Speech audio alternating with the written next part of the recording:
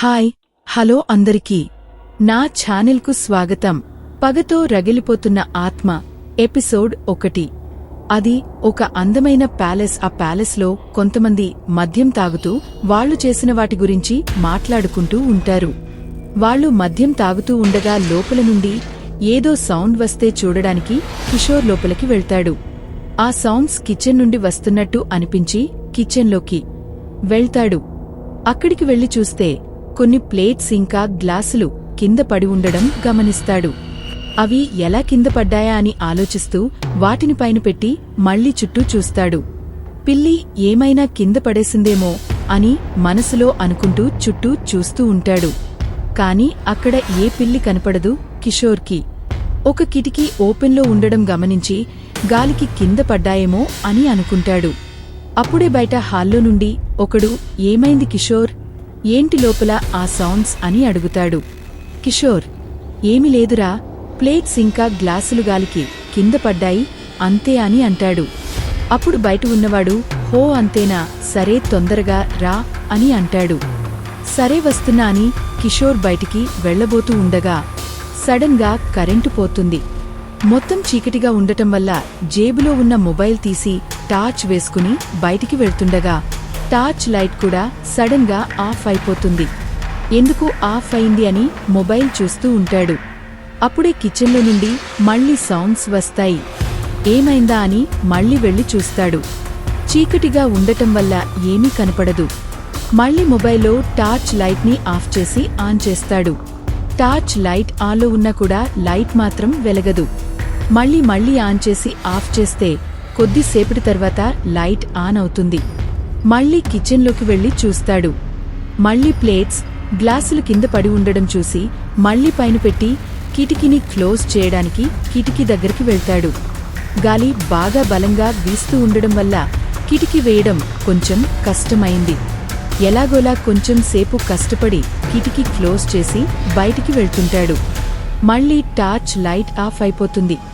మళ్లీ ఏమైందో దీనికి అని తిట్టుకుంటూ మళ్లీ ఆన్ చేస్తుంటే కొద్దిసేపటికి ఆన్ అవుతుంది.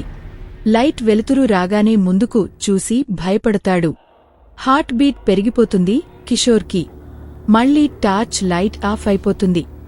భయపడుతూనే బయట హాల్లో ఉన్న కిషోర్ ఫ్రెండ్స్ రవి, మధు, నవీన్ అని గట్టిగా పిలుస్తూ ఉంటాడు. వాళ్లు ఎవరు పలకరు.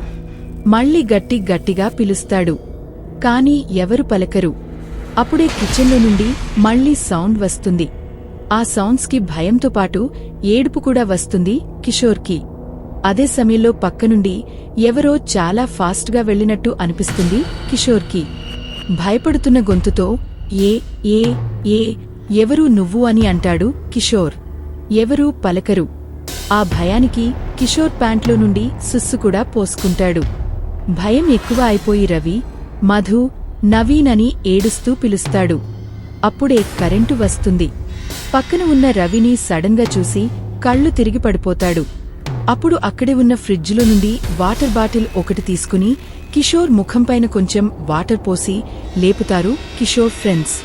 ఏమైంది కిషోర్ రవిని చూసి అలా కళ్ళు తిరిగి పడిపోయావేంటి అని అడుగుతారు.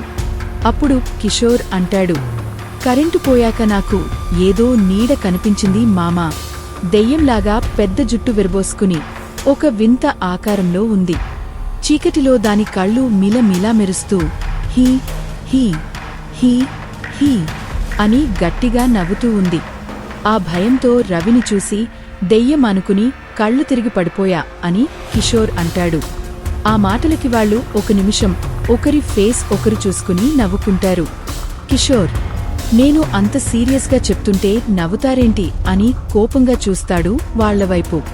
రే కిషోర్, అది దెయ్యం కాదురా.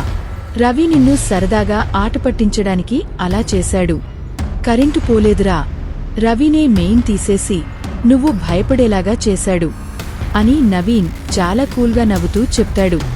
అది అంతా రవి చేశాడు అని తెలిసి కిషోర్ రవిని కోపంగా చూసి ఎవరితోనూ ఇంకేం మాట్లాడకుండా ప్యాలెస్ నుండి బయటికి వెళ్లబోతుంటే కిషోర్ని వెళ్లనివ్వకుండా ఫ్రెండ్స్ అడ్డుపడతారు. రవి, నాకు ఏం తెలుసురా మామా, నువ్వు మరీ అంతలా భయపడతావు అని అంటూ మళ్లీ అందరూ నవ్వుకుంటారు. నవీన్, రేయ్ మామా వాడికి సారీ చెప్పరా, పాపం వాడు చాలా భయపడిపోయాడు.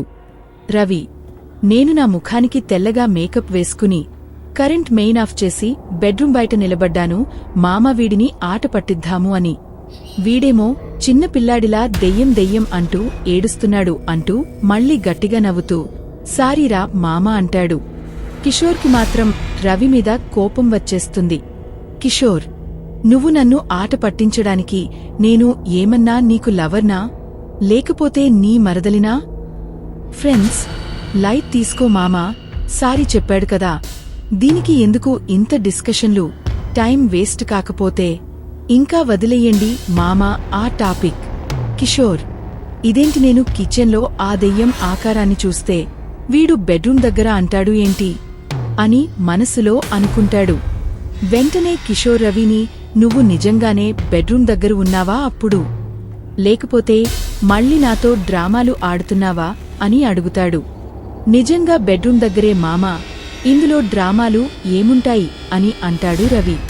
కిషోర్: అదేంటి మామ, నువ్వు బెడ్రూం దగ్గర ఉంటే మరి నేను కిచెన్ దగ్గర చూసిన ఆ దెయ్యంలాంటి ఆకారం ఎవరు మరి? మధు: అది అంతనీ భ్రమరా అంతే, నువ్వు తాగిన మైకంలో ఉండడం వల్ల ఇంకా నువ్వు భయంతో ఉండడం వల్ల నీకు అలా అనిపించింది. మధు మాటలు విని అది కూడా నిజమే అని అనుకుంటాడు కిషోర్. బయటికి అలా అన్నాడు, కాని కిషోర్ మనసులో ఒకవైపు భయపడుతూనే ఉన్నాడు. సంథింగ్ రాంగ్, ఏదో ఉంది ఈ ఇంట్లో అని మనసులో అనుకుంటాడు. అసలు ఆ ఇంట్లో దెయ్యం ఎందుకు ఉంది? ఆ దెయ్యం అసలు వీళ్ళని ఏం చెయ్యాలి అనుకుంటుంది? అవన్నీ తెలుసుకోవాలి అంటే నా ఛానల్ని సందర్శించండి. ఈ వీడియో మీకు నచ్చినట్లయితే ఒక లైక్ చేయండి, సబ్స్క్రైబ్ చేయండి, మీ ఫ్రెండ్స్ అండ్ ఫ్యామిలీకి షేర్ చేయండి. వీడియోని పూర్తిగా చూసినందుకు థ్యాంక్స్.